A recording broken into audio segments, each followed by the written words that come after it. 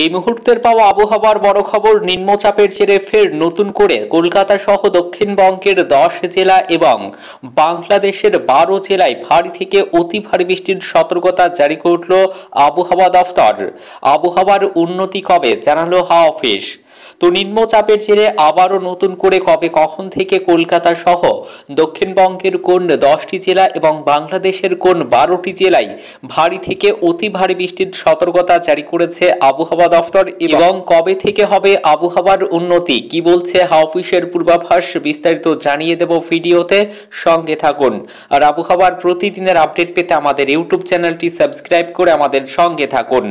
সোমবার সকালেও ঝিরিঝিরি বৃষ্টি, আকাশের মুখ ভার। এমন অবস্থা থেকে এখনই মুক্তি নেই, এমন পরিস্থিতি চলবে সোমবার সারাদিন, এমনটাই জানানো হয়েছে আবহাওয়া দফতরের তরফে। মঙ্গলবার 17 সেপ্টেম্বর থেকে পরিস্থিতির উন্নতি হবে। সোমবার ভারী বৃষ্টির সম্ভাবনা রয়েছে পুরুলিয়া, পশ্চিম মেদিনীপুরের মতো জেলাগুলিতে।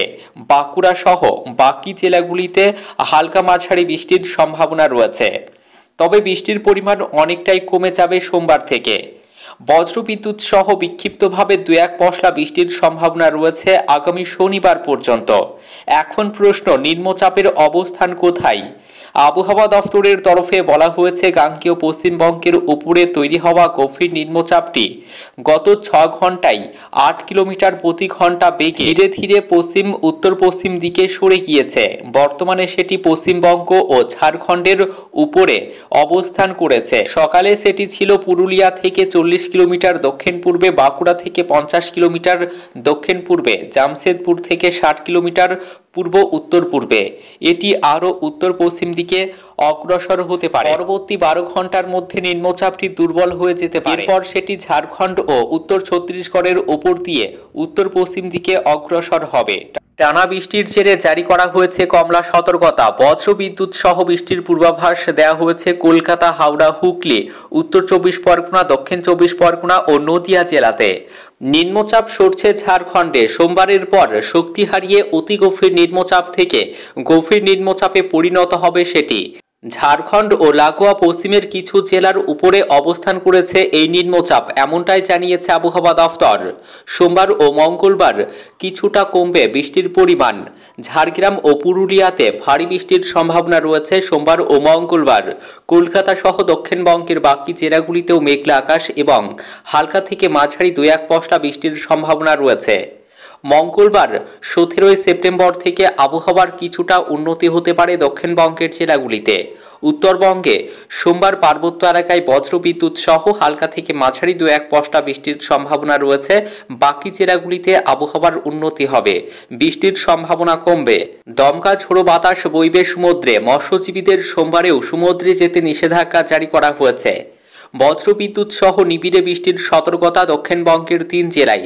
30 থেকে 40 কিলোমিটার প্রতি ঘন্টা গতিবেগে দমকা বাতাস বইবে। নদিয়া, দক্ষিণ দিনাজপুর এবং দক্ষিণ 24 পরগনা জেলায় বজ্রবিদ্যুৎ সহ বৃষ্টির সতর্কতা রয়েছে সোমবার ও মঙ্গলবার।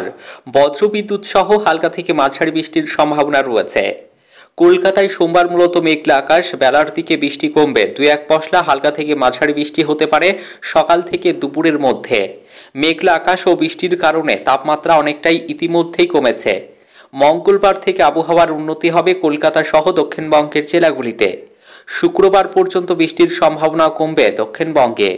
বাংলাদেশের আবহাওয়া খবর। বাংলাদেশের আবহাওয়া দফতরের তরফে জানানো হয়েছে, স্থলগভীর নিম্নচাপটি গাঙ্গেয় পশ্চিমবঙ্গ এবং তার সংলগ্ন ঝাড়খণ্ড এলাকায় বিরাজমান রয়েছে। এটি পশ্চিম উত্তর পশ্চিম দিকে অগ্রসর হয়ে ক্রমশ দুর্বল হতে পারে।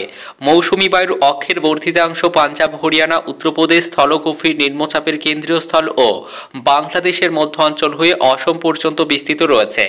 মৌসুমী বায়ু বাংলাদেশের উপর মোটামুটি সক্রিয় এবং উত্তর বঙ্গোপসাগরে প্রবল অবস্থায় রয়েছে।